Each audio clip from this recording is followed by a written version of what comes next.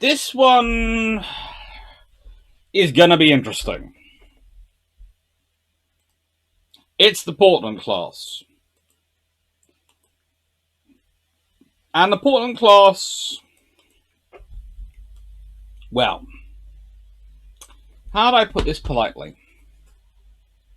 They start life, are conceived as 8-inch light cruisers. They're called CL. And then during their construction, the world changes. Pens write. And they become CAs. They are made heavy cruiser by the mightiest form of weapon known to mankind, the pen.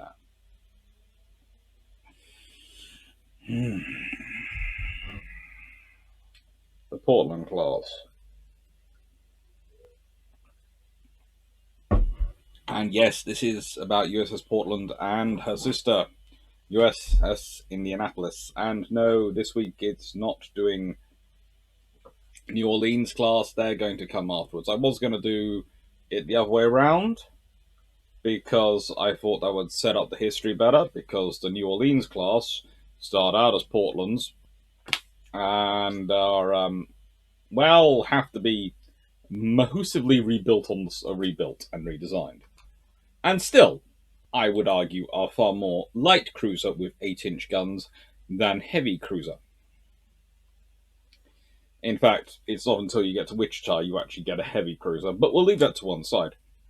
This book is called A Grave Misfortune. It's about how USS Indianapolis dies, and it's put together by Richard Hulver and Peter C. Lubbock. And it's a good book. It's a very good book, and I'm not saying that just because it comes with a very nice plan.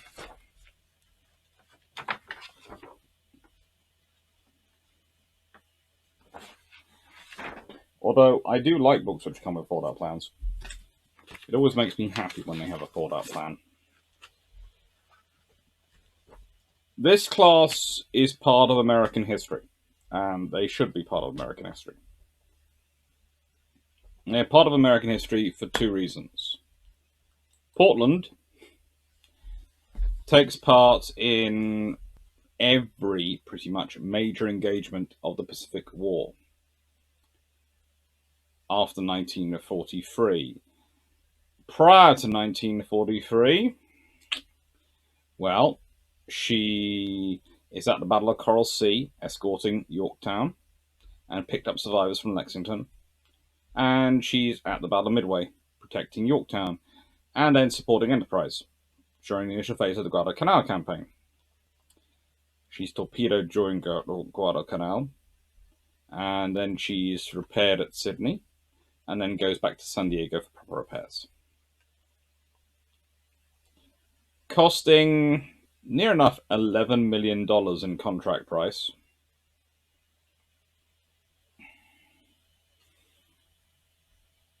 She is a ship with a history, but not as much history as Indianapolis. Indianapolis, her sister. Well, Indianapolis takes part in the New Guinea campaign, the Aleutian Island campaigns, various operations in 1943 and 1944, goes all over the place, and in 1945 goes off on a mission. She is delivering the parts required for the assembly of Little Boy, the nuclear bomb, that would be dropped on Hiroshima a few weeks later. She goes from San Francisco. She arrives in Guam, then goes on to Leyte, and is doing all the requirements she's supposed to do. But there's a problem going on. On her return journey, after she's dropped off her components, she gets hit by torpedoes. And then there's what happens next. And who's to fault for what happens next is always a big one. Who is to blame for what happens to this pride of the US Navy? And interesting enough, the events that ensued have led to things going on right up until 2001. In fact, it's still to an extent controversial today, 21 years after it's theoretically been put to bed, which of course was itself 60-ish years after it had happened, 56 years. These ships have history. Anyway, so the Portland class. Before they are magically, by dint of administration, converted into heavy cruisers, what are they building them for? Well, they're fast. They are designed to function as fleet flagships for high-speed operations. And honestly, they are built around a structure which is more about giving the US Navy presence and speed of deployability than they are about giving the US Navy a fighting heavy cruiser. In fact, I would argue that these ships probably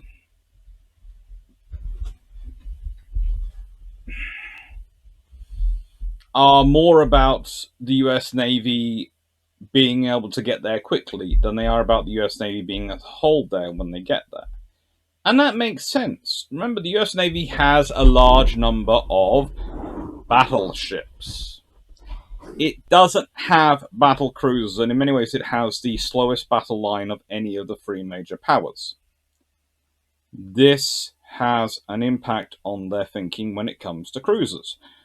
Yes, you want your cruisers for your scouting force, but also you need to get places quickly at some point. And if you're going to need to protect your carriers, if they're scouting force, if they're taking the role of battle cruisers in your fleet operations, you're going to need cruisers keeping up with them.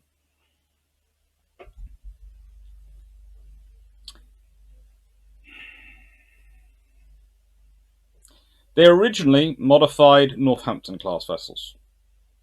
And there is an important point there when you talk about modified Northampton-class vessels, because if we consider the stats for the Northampton-class, a 3.75 or 1-inch belt thickness of belt armor, depending on where you're on the ship.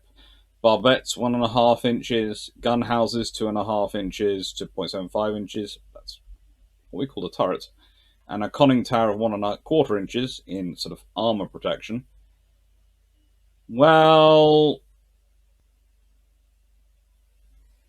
the Portland class, 3.25 to 5 inches of thickness of armor, 2.5 inches thick deck armor. Barbettes 1.5 inches, gun houses 1.5 to 2.5 inches, and conning tower 1.25 inches. So they've got slightly thicker belt armor the whole way along. And in return, they have got 4 Parsons geared turbines, 8 White Foster boilers supplying those, 4 shafts, 1 for each turbine, and they are capable of 107,000 indicated horsepower and a top speed of 32.7 knots, which is exactly the same as Northampton's. Northampton's displace 9,050 long tons. The Portland's 9,800 to 9,950 long tons. Finally, the US Navy's realized there's no prizes for building a 9,000-ton cruiser, especially when it's an 8-inch one. 13,000 nautical miles at 15 knots was their cruising range. It's a good one. Northampton class, roughly the same. Complement, 1,100 personnel. Peacetime complement of the Portland class, 807.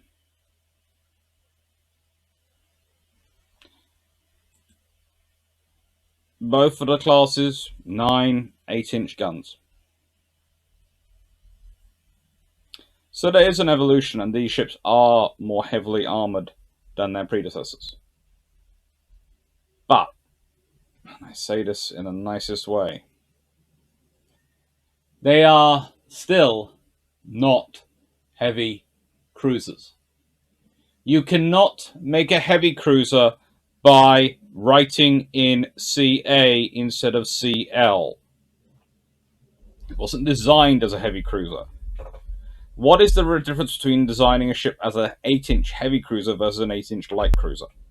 What is the difference of designing an 8-inch cruiser when you don't have the definitions of light and heavy, when you don't have those differentials going on, when you're just designing a cruiser for the sake of designing a cruiser? The balance of your design. Heavy cruiser, by implicit nature, is something which is going to have to fight. And it's probably something which you're expecting to be a protection lead for a convoy that can, if not exactly win against a capital ship, can be significant deterrent because that capital ship won't win easily. Whereas if you're just building a balanced cruiser, and remember on the Washington Treaty, there is no overall tonnage limitations. There is an individual limitation, but you can build as many cruisers as you like, which is fair and equitable.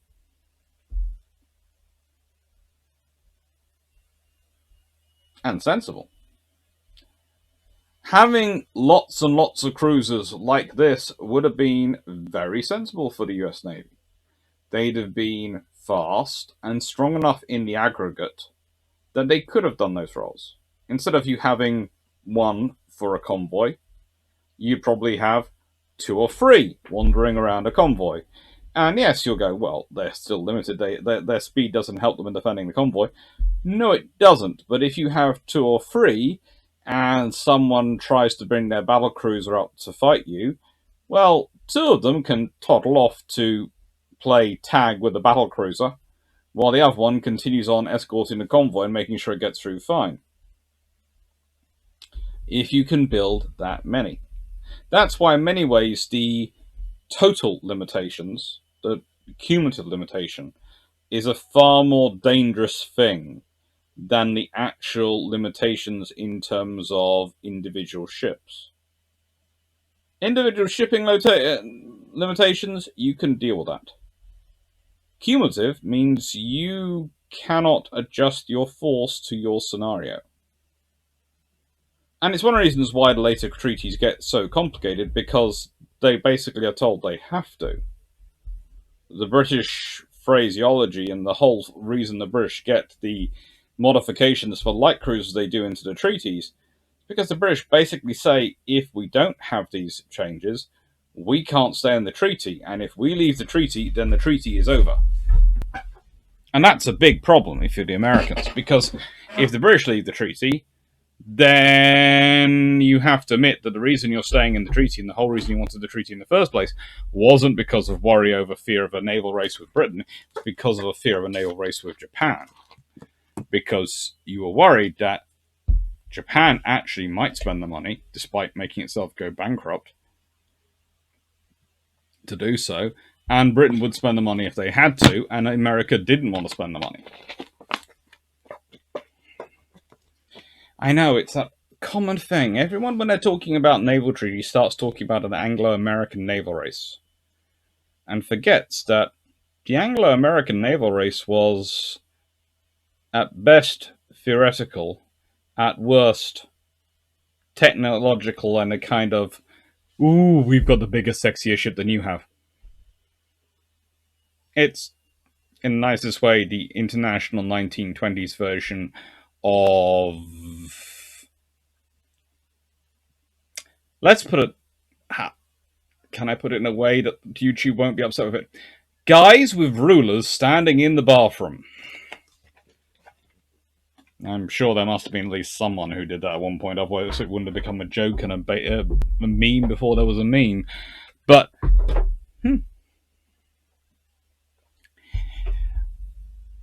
Who has the bigger, sexier battleship is the nation-state equivalent of that. and always has been. Now, interesting enough, in terms of the boilers, whilst they were supposed to have White Forster boilers, and all of them were supposed to have White Forster boilers, Portland herself actually ends up with Yarrow boilers. Sorry, they're still very good, especially for working with Parsons reduction steam turbines.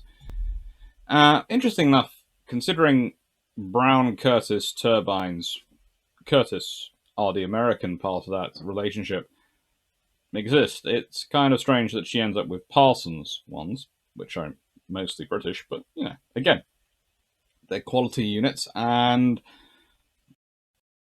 turbine supply is interesting. She's the first ship to be named for the city of Portland, Maine. One of the interesting things I will say about this, and all the cities I've noticed when it comes to the 8-inch cruisers of the US Navy, they're all railway cities. I mean, I'm almost tempted sometimes to call it the railway 8-inch cruisers, because they all seem to be cities which have significant railway history. Maybe it's just because they're cities and the railways connect the cities anyway, but they all seem to have significant railway heritage going on. She was specifically designed to be outfitted as a fleet flagship with accommodations for admiral and his staff to operate, 2 aircraft catapults amidships, and could carry 4 aircraft stored in the hangar. Now, she is built by Bethlehem Steel at Quincy Shipyard, which I've discussed before. They're a good corporation and a very interesting constructor of US naval vessels. She departed Boston in April 1933, arriving in New York on the 3rd of April. Next evening, she was dispatched on her first ever assignment to the scene of the airship Akron, which had crashed at sea. She actually managed to be underway within 36 minutes after receiving the message, which is really amazing for a ship and shows that she hadn't really packed herself up. So she was the first Navy vessel on the scene, coordinated search and rescue, and in spite of her efforts, though, 73 people are killed. Now, why am I bringing this up? Because one of those killed was Admiral William Moffett, Chief of the Bureau of Aeronautics, and probably one of the greatest visionaries of naval aviation the world had. In fact, if you want to see a really interesting history, an idea of history, if you want to do some what-if history, you have Moffett still be alive and become head of the US Navy. Because he's in service till 1933. And frankly, he's the one who wins the naval battle versus Billy Mitchell. And is managed to be excellent friends with Roosevelt and Wilson. I think if he'd survived longer, I have no doubt he would have ended up becoming Chief of Naval Operations. And that could have been a really interesting impact on the US Navy. Someone like Moffett ending up as CNO would have had a big impact. He might have gone via Command of the Pacific. He might well have ended up doing that as well. He was certainly not too old. He was only 63 in 1933, and whilst technically that could be edging the age, for someone of his political connections and his caliber, I'm sure they would have found a way to ensure his continued service. But no. She lost Moffett. A very, very interesting character. She had been ordered in February 1929, awarded August 1929, laid down February 1930, launched May 1932, sponsored by Mrs. Ralph D. Brooks. I love the way the US Navy ships always seem to remember that. I can usually find multiple sources of that. And her nickname was Sweet Pea, which, come on. That's cool. That's a cool nickname for a ship. Completed August 1932, commissioned February 1933. Decommissioned July 1946 and stricken March 1959. She will achieve 16 battle stars in her career. Sadly, she was sold for scrap. But she starts off being identified as CL-33. That's what she starts her life as. And eventually, she becomes CA-33 while under construction. Actually, while going through the process of commissioning almost. 8-inch cruiser automatically makes her a heavy cruiser. And yeah, she has got patches of armor which are better than a county. I can't argue with that. But she's really not designed as a heavy cruiser in terms of her thickness, in terms of her breadth and depth of belt. She is designed as a light cruiser. And honestly, she's designed as a long-range scouting cruiser / fast reaction group operative. Again, US Navy's speed of operations. They have a slow battle fleet, they therefore need a fast scouting fleet that can find the enemy, shadow the enemy, report their information about what the enemy are doing, and allow the battlefield to close.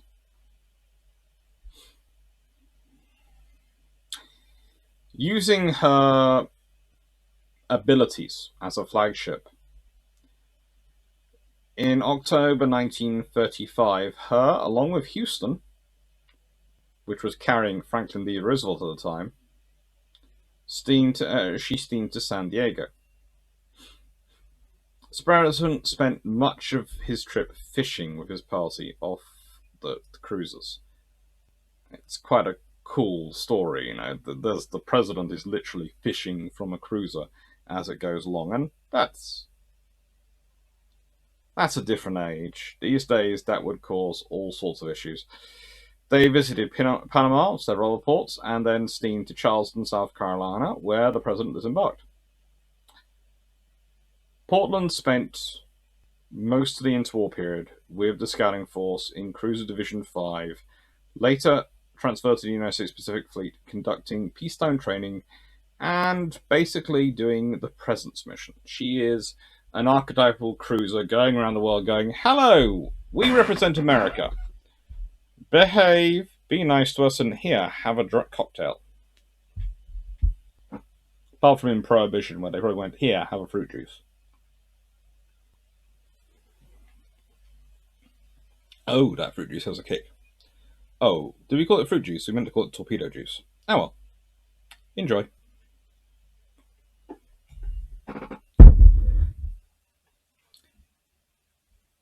When Pearl Harbor is attacked,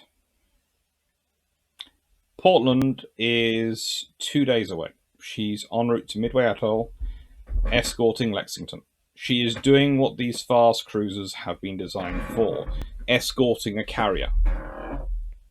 In many ways, I'd argue that's far more what Portland's role was in terms of a development than anything else. Now, during the Battle of Coral Sea,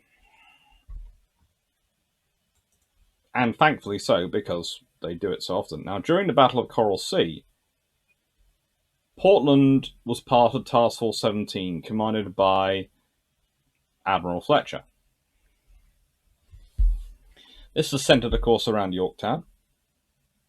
And as well as Portland, Yorktown had Astoria and Chester, plus the destroyers Hammond, Anderson, Perkins, Morris, Russell, Sims, and the oilers Neosho and Tippecanoe as part of our group.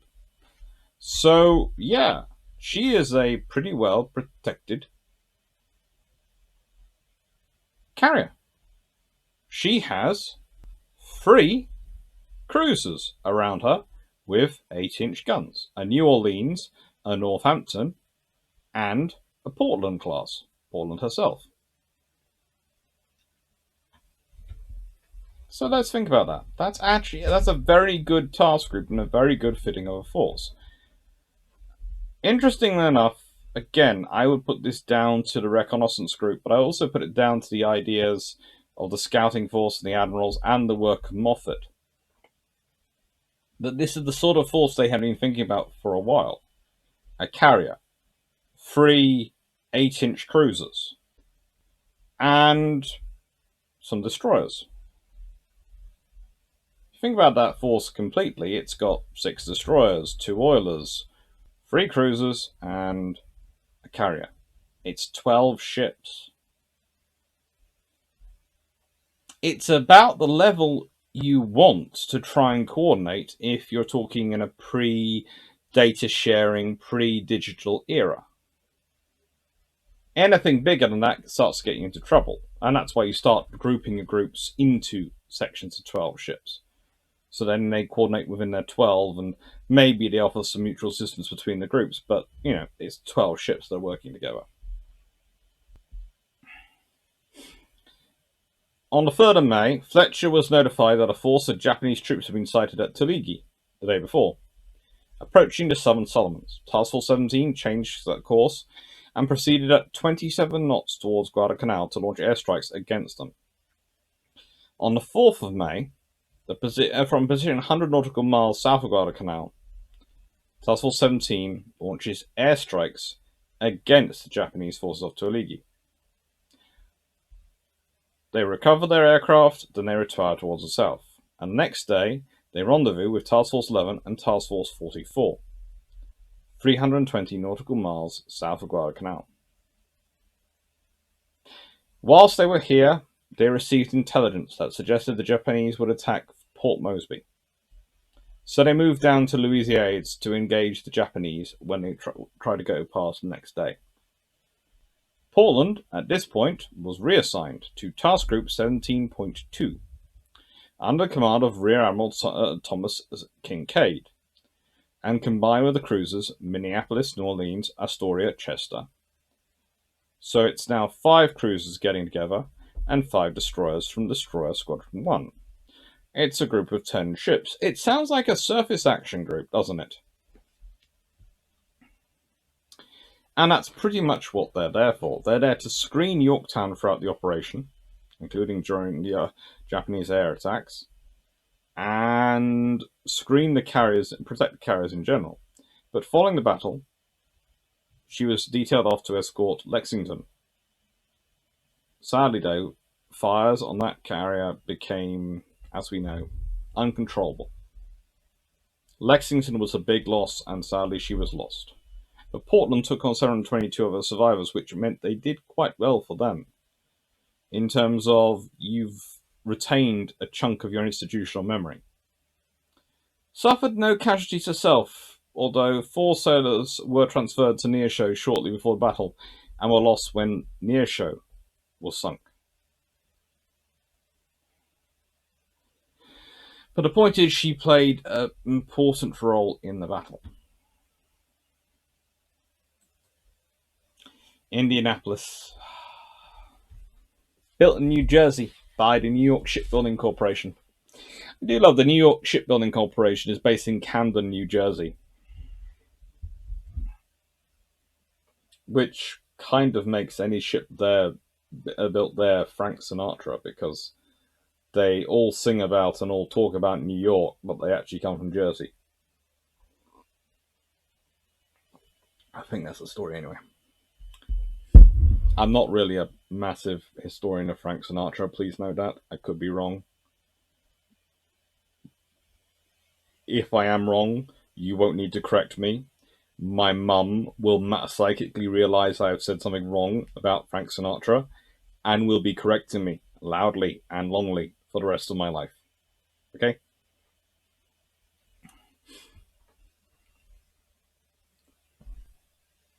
I started off by talking about this whole saga of Indianapolis. The fact, one of the reasons why I say it's not over, it was only in 2018 that the crew of Indianapolis were collectively awarded a Congressional Gold Medal. It was 2017 that they located the wreckage in the Philippine Sea, thanks to the finance of Paul Allen, who was one of the co-founders of Microsoft.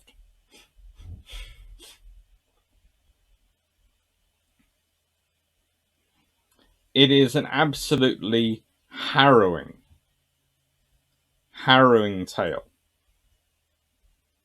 And there is a fairly decent movie. Please note I'm saying fairly and decent, not good, not great, not wonderful, not amazing, fairly decent, called USS Indianapolis Men of Courage. I always find any movie where Nick Cage is at the front slightly worrying, because it's either going to be good or it's definitely not going to be. And this is one of his roles where I feel he does a better Nicolas Cage. I think because he actually cares about it. Honestly, I've started to think there's a difference between whether he takes a movie for the money or if he takes a movie because he cares about the project. Indianapolis is herself ordered in February 1929, awarded August 1929, laid down March 1930, launched November 1931, commissioned November 1932. And her sponsor is Lucy M. Taggart,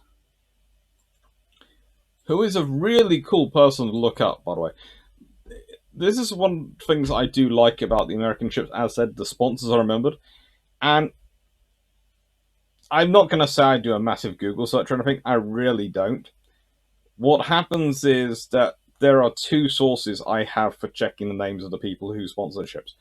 There are the books, which tend to have them. There are so many books which are listed about American ships, which do have their sponsors listed. Which the British ships, the sponsors are rarely listed, or if it's just mentioned, it's the wife of so and so or something. It's really, really patronising in some respects, in all respects. However, this one sometimes the other source of them is that they've put on the Wikipedia, and there's some really good people uploading on those Wikipedia pages. And okay, I'm not suggesting you go to Wikipedia and use it as a research source, but one of the things I find cool is then if they are mildly famous, they will have their own hyperlink and their own Wikipedia page.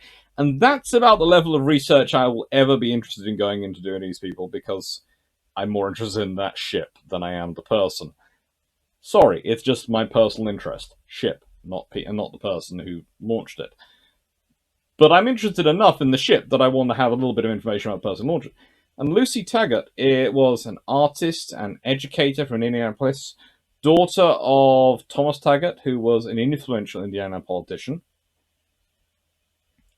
She lived from 1880 to 1960. She had an interesting artistic career that spanned 3 decades in the 20th century. Now, when the first 3 decades of the 20th century, which means she really takes up as an artist when she's 20.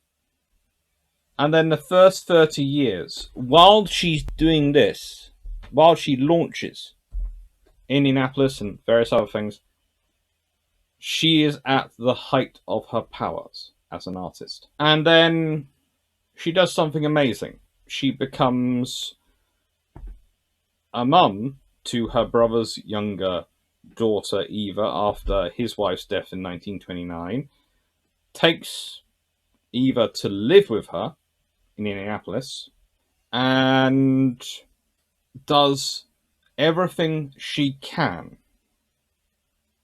to look after her family. Never married herself, but seems to have really lived throughout her life, looking after her family and putting her family first. I just found it an interesting story. But getting back to the ship itself. So, her career starts under Captain John M. Smealy. She does her shakedown cruise in the Atlantic and goes into Guantanamo Bay, and then, of course, slowly heads to the Pacific. It's kind of like the Royal Navy with the latest county-class cruisers and then the town-class cruisers. Inexorably, the new fancy-looking cruisers seem to end up being drawn to the Pacific in the American case, Far East, as the British would term it, and inexorably drawn there to show off their power and status. You can't send battleships.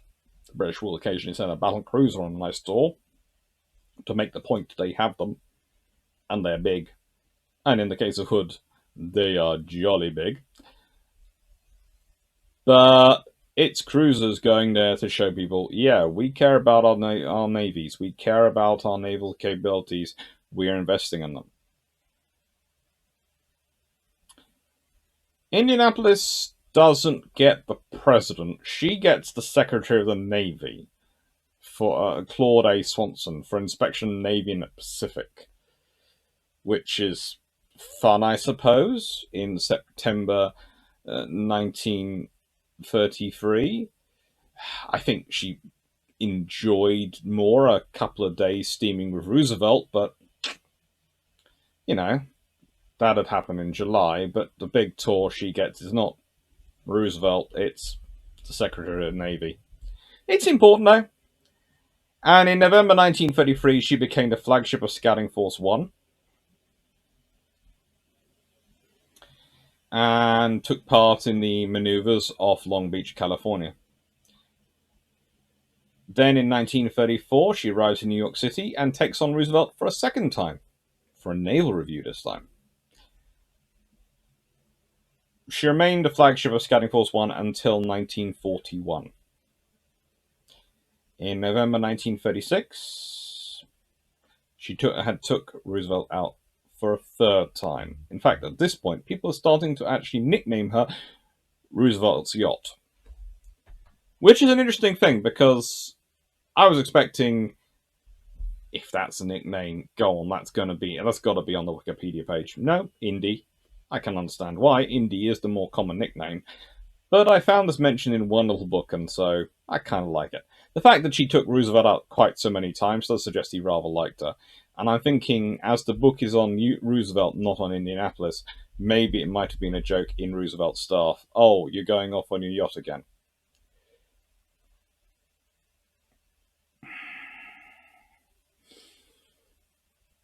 She also took part in doing state visits with Roosevelt, to Rio de Janeiro, Buenos Aires, Montevideo. It's how you do diplomacy at this time. And Roosevelt actually underwent his crossing the line ceremony on this cruise, which described as an intensive initiation lasting 2 days, but we've all survived and are now fully fledged shellbacks. Does anyone want to imagine putting the president, your head of state, through a crossing the line ceremony? Oh my lord, the chiefs will have had fun with that one, making sure it was fun and suitable, but also making sure it didn't cross the lines. Can you imagine the sheer amount of preparation that went into that? So fast forward through, they have a very inventive and very exciting World War II. Sorry, I'm not sure if that was a fly or something. Wondering. It was a fly. Got it. They had a very inventive World War II and a very highly active World War II. And as said, it all leads up to this. Their secret mission. They're taking components of Little Boy to where it needed to be assembled. Now, she departed San Francisco's Hunters Point Naval Shipyard on the 16th of July 1945, within hours of the Trinity test, within hours of them being sure components probably would work. She set a speed record of 74.5 hours from San Francisco to Pearl Harbor, averaging 29 knots the entire way. She raced on from Pearl Harbor unaccompanied, delivered the atomic bomb components to Tinian on the 26th of July. She had done her duty. She had raced at high speed as fast as she could. She's then ordered to go to Guam. It was at Guam that a number of crew who'd completed their tours of duty were set to be relieved by others.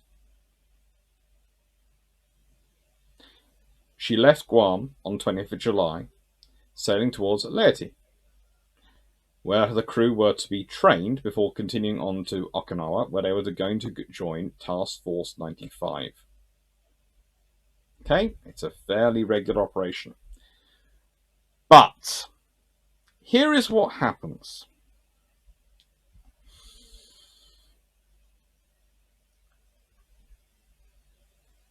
The headquarters of commanders in Mariana and various other places did not at the time take positions of where vessels were. The plotted positions on the maps were where they were assumed to be, as it was assumed that big ships such as Indy would reach their destinations on time, on schedule, as planned, because they're big. Now, for all those who are going to listen to that point and go, but Alex, this is World War II. HMS Glorious happened a while ago. She was big and she didn't reach where she was supposed to on time. And there have been a few other times where individual ships, even though they were big, haven't reached a place they were supposed to be on time. Surely you'd be operating on something different. Well, the trouble is,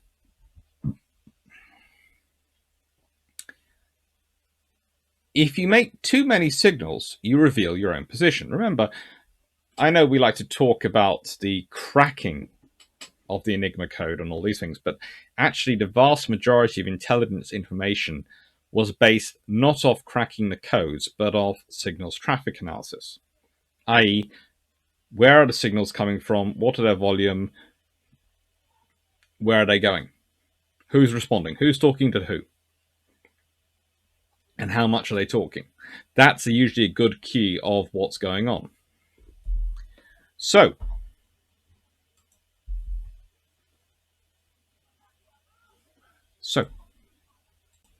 there are legitimate reasons for it. But saying that, there is an issue here. Not a good one. Not a good one for the US Navy, not a good one for how they act afterwards. Because whilst they're basing their positions on predictions rather than reports,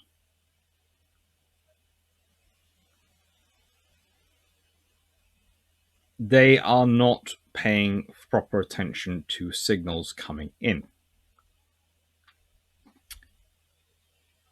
Officially, the Navy stated at the time that distress calls were keyed by radio operators and possibly actually transmitted, but no evidence has been developed that any distress message from the ship was received by any ship, aircraft, or shore station. Later reports showed that 3 stations did receive the signals. But one commander was drunk, another ordered his sailors not to disturb him, and a third thought it was a Japanese trap. So,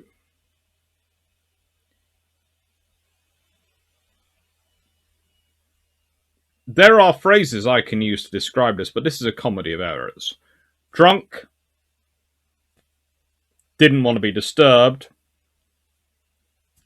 Japanese trap. Paranoia is healthy in war. There is a healthy amount of paranoia. But if your paranoia is that this must be a trap because this ship is so big it can't get sunk, you obviously haven't been paying attention to the previous war and what's been going on, because ships have been sunk. 2 very large ships have been sunk, called Prince of Wales and Repulse, and lots of ships have been sunk by submarines by this point. It's 1945. I would hope you to realize that one. And yes, it could be a Japanese trap, but if it isn't, you've got a lot of sailors in the water. Either way, sending a scout aircraft to go and look is, sadly enough, what the scout aircraft is for. If you are manning a radio station and you order your crew, your sailors not to disturb you, I can understand you possibly being so tired that you need to, if you've been manning the station, and I can understand that. So the charitable thing is, they just said don't disturb them, and they forgot to nominate someone to take their job in terms of, right, I've been up for 72 hours straight, I need to go to bed, otherwise I'm going to fall down. So, Chief, you're in charge now. If anything comes in that's massively important, you either disturb me if it's really necessary, or you send a message up using my authority. I have faith in you, Chief. Okay? Or, alternatively, it's a case of, don't disturb me, I'm too tired, and don't do anything without me. That's an issue. And it seems to be in the latter option from the reports I've read. Could be wrong. And drunk? Again, radio stations are boring. Sitting there is boring. Getting drunk,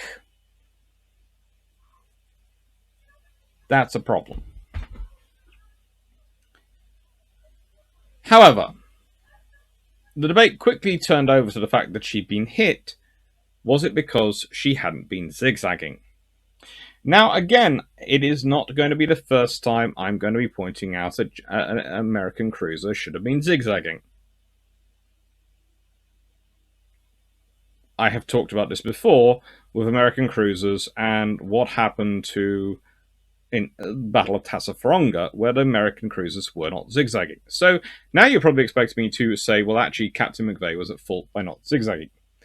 However, he's been ordered to pursue it to maneuver at higher speed. He's doing that. Zigzagging is difficult to do at higher speed and maintain the speed, and especially the speed of advance, because you keep going at right angles, sort of slanted angles, towards the route of the direction of advance. But also, and this is where the issue really comes in for me, he hadn't been told there were submarines in the area. Okay.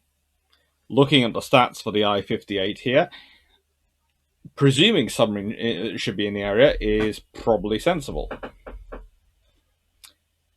The ship has been placed in harm's way because he hasn't been ordered it, but his orders were zigzag at his discretion, weather permitting.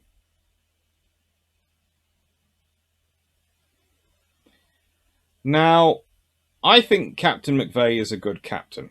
I think he's trying his best in a difficult position. I am not sure whether I would consider him the captain for an independent command. And why am I saying this? Because he is a captain who takes his instructions at their word. If you were dealing with a slightly more paranoid officer, an officer who is more spirit rather than letter, they might well have zigzagged. They might not have done. But they might have been doing other things. You can... Okay, there's the zigzag, which is the harder term. A lot of British steamers, a lot of British cruisers, and some of the cruise liners, when not cruise liners, ocean liners, when they were doing their independent sailing, there's something they called, which was the S pattern. And you're going to guess what the S pattern is, because it's a more nuanced, and it's something which a ship can do if you've got a very well trained crew and you're prepared to push it through. So, zigzagging or S. Those are the options.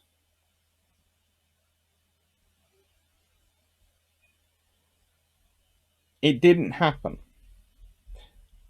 But there's also the point that even if they had been zigzagging, there's not really any chance it would have saved them. And why am I saying this? Because you're dealing with a merchant of death. She is hit by 2 Type 95 torpedoes at fairly close range. Actually closer than Hashimoto, the commander of I-58, thought. Because he thought he was engaging initially the Idaho, the New Mexico class battleship. Okay.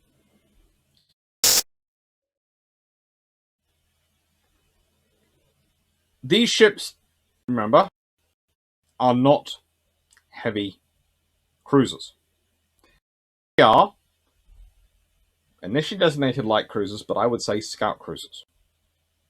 8-inch armed scout cruisers, but scout cruisers.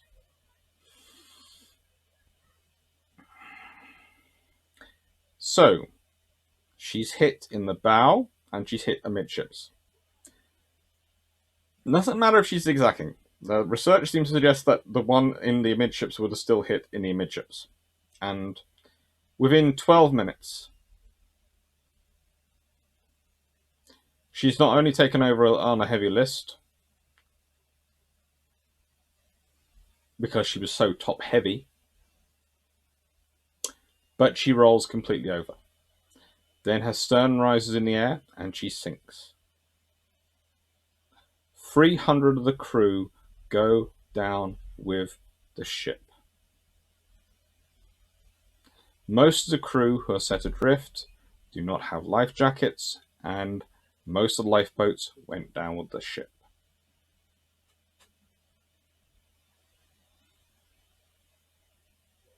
It's not a nice scenario, but life happens, and war, it especially happens.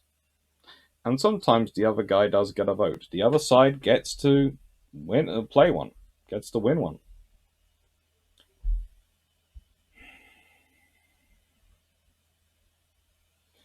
The interesting question to my mind is, if she'd been sailing at full speed, doing 29 knots again, would it have made much difference? I doubt it, because I think they'd have calculated that in. It's a range thing, and it's a where you hit thing. If you hit in the place she was hit, at the range she was hit at, there isn't much a vessel designed like Indianapolis, which I know it's claimed to be a heavy cruiser, but as we've been over before, it's heavy cruiser by dint of stroke of pen, not by anything substantive and real.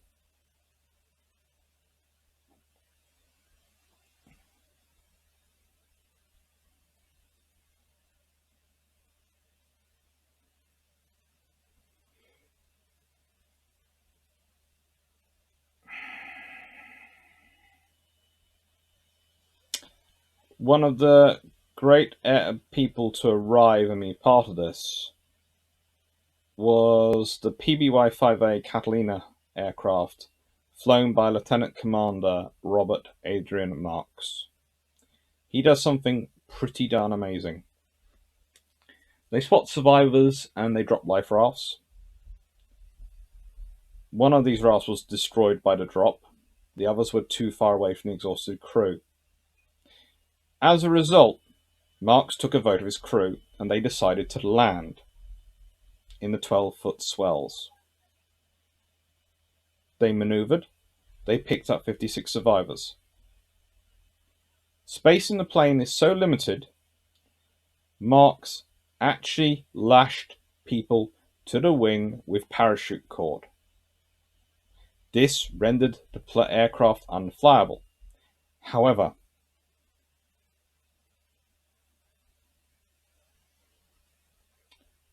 after nightfall, the various destroyer escorts and other ships start to arrive. This includes the Cecil J. Doyle. The Cecil J. Doyle is a destroyer escort, and it takes the sailors, the survivors, from Marks's plane and puts them on and takes them aboard. And the plane can't be recovered because it's damaged, and because of the swells, it just can't take off. So actually, the Cecil J. Doyle ends up sinking that PBY-5A.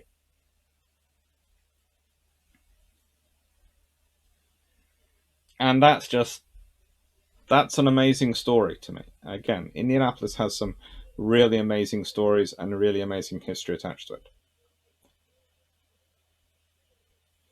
I would add also with Captain McVeigh.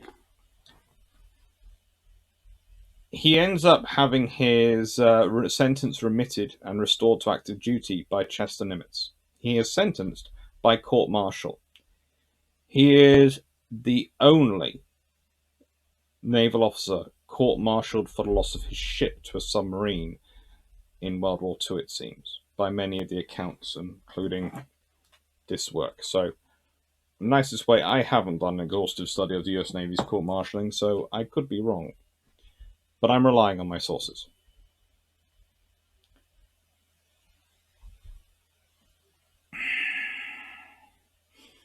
What's also interesting is that the commanding officer of I-58, Hashimoto, testified that zigzagging would have made no defense and no difference, and so did many others, because the point about zigzagging is it works in certain weather and it works in a group of ships. But if you're in an individual ship and your opponent is taking its time and is able to launch a spread of torpedoes and just focusing on you, especially at that range, it's not going to help. The sad point of the story is that McVeigh gets blamed by many, especially the families of men who died. He got some very nasty mail. And there's hurt on both sides going on that, because he probably felt responsible, even if everyone told him he wasn't responsible, he was acting within his orders. He retires as a rear admiral, but, you know, he still would have felt responsible, and then he's got those people are hurting as well, and they're looking for someone to blame.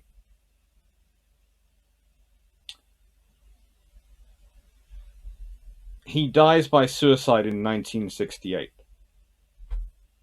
which is something you can relate to if you consider some of the history, in that a lot of naval people who get blamed for loss of ships, even if it's not necessarily their fault, they seem to take it personally and die by suicide.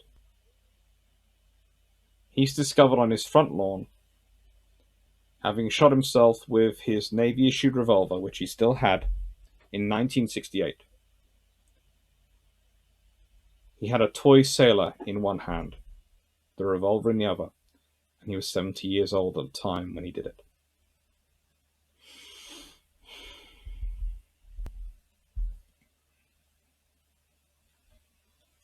What were these ships? Well, they weren't heavy cruisers. They're very fine scout cruisers, and they are beautiful looking ships. I mean, did I use this picture for Indianapolis? No, I didn't. Let me just get it up. Look at that. It's a gorgeous picture. It's an absolutely beautiful looking ship, and in that white, it's just. And even in camo, they are striking ships. Portland here is a striking ship, but they are not heavy cruisers. They aren't. They have got 8-inch guns, but that does not make them a heavy cruiser. They're not armored to resist 8-inch gunfire. They're not armored to resist really 6-inch gunfire, let's be honest. They are scouting vessels. They are designed around carrying 4 aircraft. They're designed around being with the carriers and securing and protecting the carriers. They're designed around being flagships. They're designed around the presence mission, around the image. They're not heavy cruisers.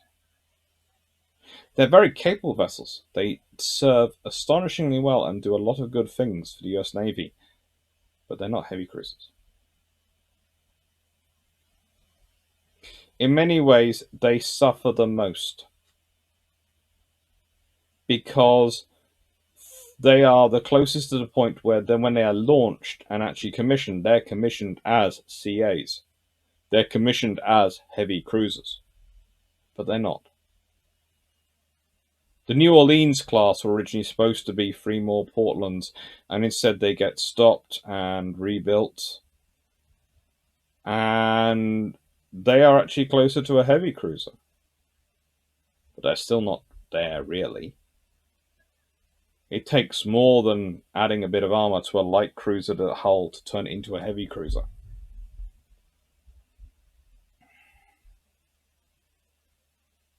But they're good ships. And it's fitting that they're storied, but it would have been nicer if they'd had a bit of a different end. I'd like one to have been preserved myself. Portland's the only option for preservation. It would have been nice if she was still around. Because I think the ships from transition are the ones which are missing.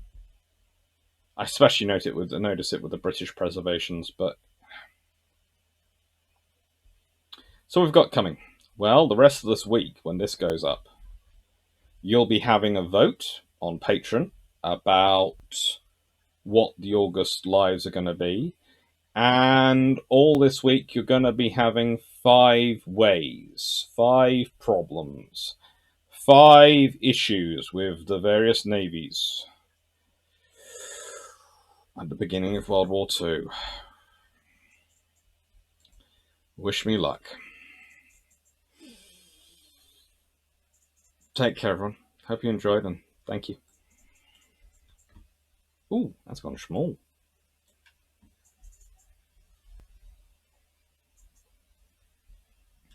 Oh, I remember. Little question, and it's not going to be an Indianapolis themed one. It's going to be this. Do you think the US Navy, when they agreed the treaties in 1930, should have stopped production of the entire class, or done as they did, which was complete 2 and stop the production of 3? Which do you think would have been better? Stop production completely, build a new, or to go with a halfway house as they did? And do you think perhaps they should have tried to designate these vessels as something different, not call them heavy cruisers, so they wouldn't be necessarily treated as heavy cruisers, because despite their 18-inch guns, they're not really that heavy. Thank you very much. Take care. Have a good day. And as ever, thanks for all your support.